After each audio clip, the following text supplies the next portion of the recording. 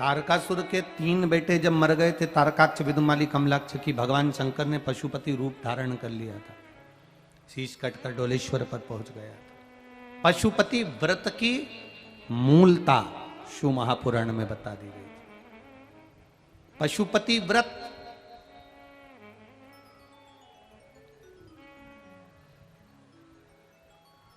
पांच सोमवार का ये व्रत होता है। बीच में अगर तुम्हारा कोई काम अड़ गया, रजोधर्म आ गया, कोई व्रत तुम्हारा पड़ गया, छठ पड़ गई, तीज पड़ गई, चतुर्थी पड़ गई, एकादशी पड़ गई, या तुम कोई व्रत करते हो वो उस दिन पड़ गया, तो उस व्रत को छोड़कर अगले व्रत को गिना जाता।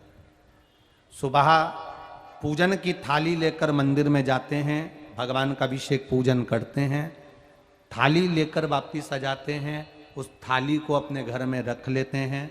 उसी थाली को शाम के समय फिर वापिस मंदिर में लेकर जाते हैं, उसमें 6 दिए रख कर ले जाते हैं घी के। प्रसाद एक कटोरे में जिसमें भी लग कर ले जाना है, 3 हिस्से मंदिर के अंदर उसके करे जाते हैं। दियों को मंदिर में जमीन पर नीचे रखा जाता है, 6 दियों को।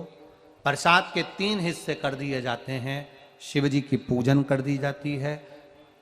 पूजन कर कर प्रसाद के 2 हिस्से मंदिर में रख दिए जाते हैं, जो कागज ले गए, दोने ले गए, पात्र ले गए, उसमें 2 हिस्से वहीं छोड़ दिए जाते हैं। 1 हिस्सा थाली में रख लिया जाता है। 5 दिए जो जलाए हैं वो वहीं रखे रहने दो।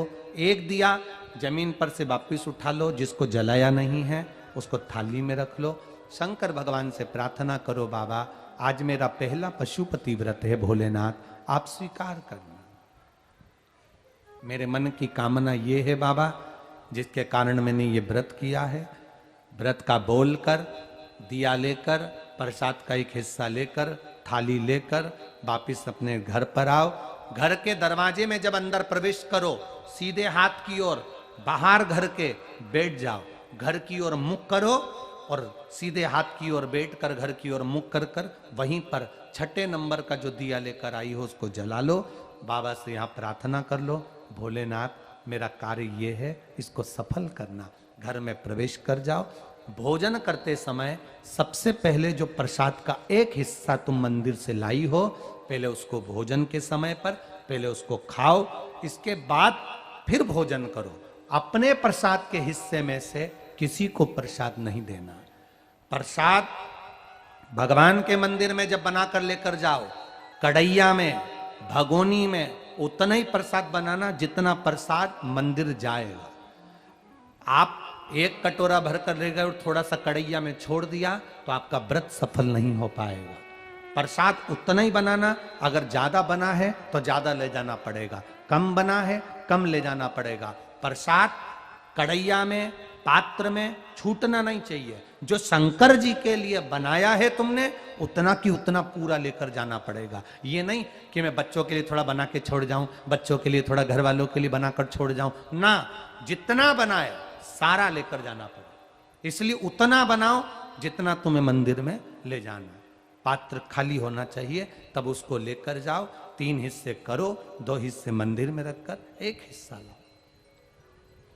4 व्रत पूरे हो जाएं, 5वां व्रत रहे। बाबा से विनती करते हुए 108 चावल के दाने, मूंग के दाने या फूल या पंखड़ी या बेलपत्र आदि जो भी आप बाबा को 108 चढ़ाना चाहें वो ले जाओ। एक श्रीफल, कुछ भेंट साथ में लेकर जाओ। भगवान को नमन कर कर भाव के साथ में ध्यान देना। जो 108 सामग्री ले गए हो वो भगवान को समर्पित करो। नरियल और भेंट 11 रुपए, 21 रुपए, 51 रुपए जो भी तुम लेकर गए हो, वो जो जलाधारी है, जलाधारी का मतलब होता है ये जहां पर शिव जी का शिवलिंग रखा है, ये जलाधारी, ये जल, नरियल, भेंट इस जलाधारी पर कभी नहीं रखना चाहिए। जो नरियल भेंट जलाधारी पर रखते हैं उनकी भी कामना पूर्ण नहीं होती। ये नरियल भेंट या जो भी फल है, फ्रूट्स है, वो इस जलाधारी पर नहीं, जमीन पर रखो। पर इस जलाधारी पर जहां भगवान शंकर का शिवलिंग रखा है, गोल जलाधारी, वहां पर उसको नहीं रखना। कई लोग यहाँ दिया रख देते हैं, जलाकर दीप रख देते हैं, ये गलत है। भगवान उसको स्वीकार नहीं करता। छठा, पांचवा व्रत भी ऐसे ही करो और बाबा से विनय करो, पशुपतिनाथ से विनती करो। पशुपति व्रत एक ऐसे व्रत हैं जो नारी, पुरुष, बच्चा, बूढ़ा जो करता है उसकी मनोकामना भोलेनाथ पूर्ण जरूर करते हैं, ये निश्चित है।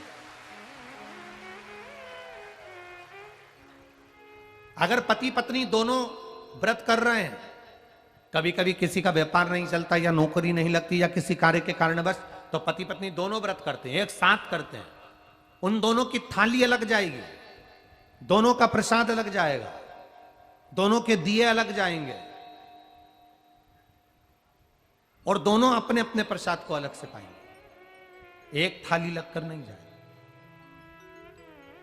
मां और बेटा कर रहे हैं तो भी थाली दो ही जाएगी, बेटी और मां कर रही है तो भी थाली दो ही जाएगी।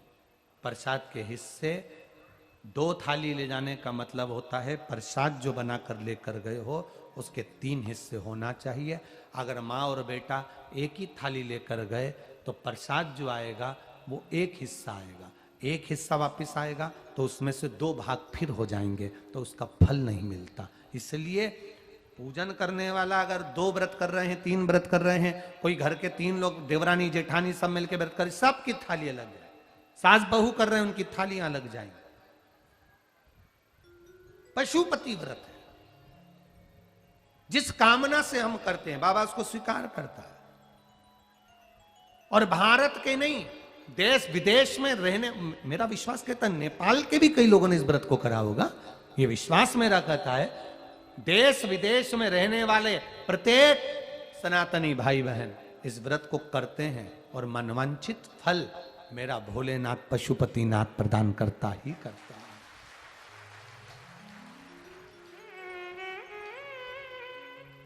कई लोग उसको गुनगुनाते रहते हैं, जय पशुपतिनाथ हरे, स्वामी जय पशुपतिनाथ हरे, भक्त जनों के संकट, दास जनों के संकट क्षण में दूर करे, जय पशुपतिनाथ हरे, जो ध्यावे फल पावे, कष्ट मिटे तन का, स्वामी कष्ट मिटे तन का। भगवान पशुपतिनाथ का स्मरण करना।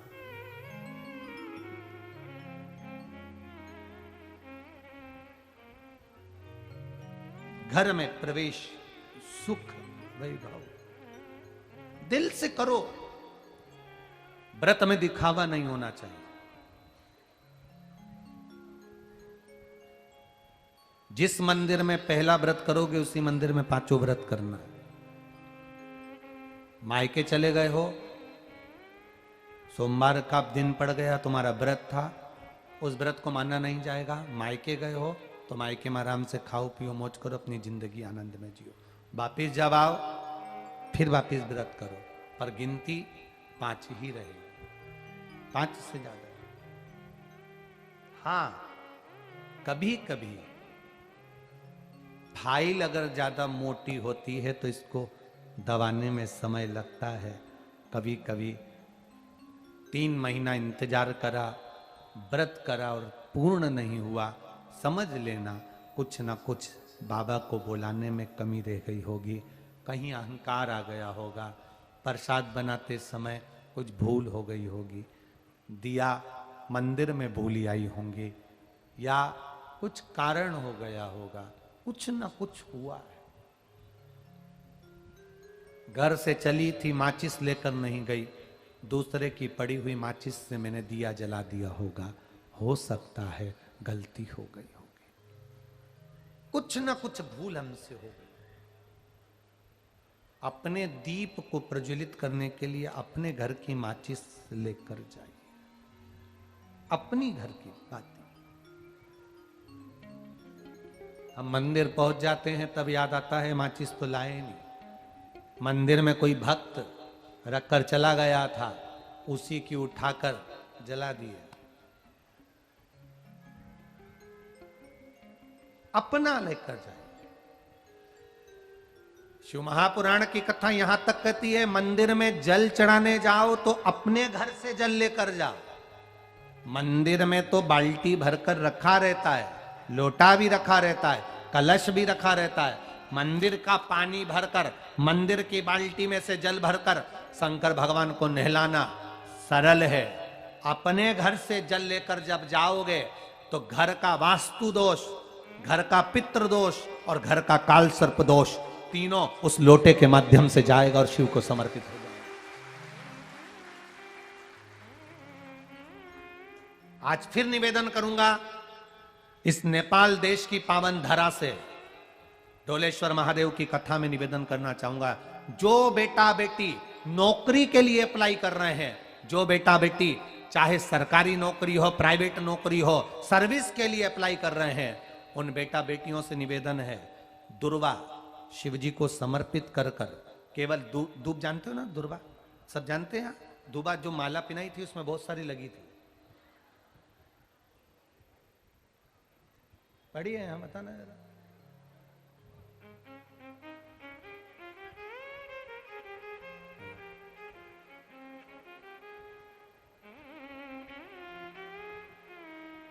दुर्वा, जो बेटा बेटी सर्विस के लिए अप्लाई कर रहे हैं, तुम मेहनत करो, पढ़ाई करो, खूब पढ़ो, खूब तैयारी करो, अच्छे से तैयारी करो। जितनी मेहनत तुमने पूर्व में करी उससे दुगनी मेहनत तुम करो उस नौकरी को पाने के लिए। और साथ में जब एग्जाम के लिए जाओ, कहीं इंटरव्यू देने के लिए जाओ, दुर्वा शिव जी को, इस दुर्वा का जो डंडी का मुख है ये अशोक सुंदरी वाली जगह, फिर समझ लीजिए जैसे ये शिवलिंग, ये गोल जलाधारी, यहां से पानी नीचे गिरता है, बीच में अशोक सुंदरी का स्थान होता है। तो ये जो दुर्वा हम चढ़ाएंगे तो इसका डंडी का मुख शिवलिंग की पर चढ़ाएंगे तो ये शिवलिंग पर डंडी की जो भाग है वो अशोक सुंदरी की ओर हो गया और ये भाग इस ओर हो गया। शिव जी को समर्पित कर कर पहले दुर्वा चढ़ाएंगे, उसके बाद में देवाधिदेव महादेव को एक लोटा जल जो तुम घर से लेकर गए हो वो समर्पित करो। 3 महीना लगातार अपनी पढ़ाई की मेहनत करो, अपने इंटरव्यू की मेहनत करो और खूब अच्छा पढ़कर साथ में एक लोटा जल और दुर्वा शिव जी को भले 10 दुर्वा की जगह केवल एक दुर्वा चढ़ाओ, चढ़ाकर जल चढ़ाना, 3 महीने तक लगातार बाबा से प्रार्थना करना। विश्वास कहता है अगला पत्र तुम्हारा व्यासपीठ पर होगा, नौकरी लगेगी, निश्चित है। आप करो मेहनत, कर्म करने में पीछे मत हटना, पढ़ने में पीछे मत हटना, विद्या अध्ययन करने में पीछे मत हटना, अच्छी एजुकेशन पाने में पीछे मत हटना। पहले मेहनत अपनी करो।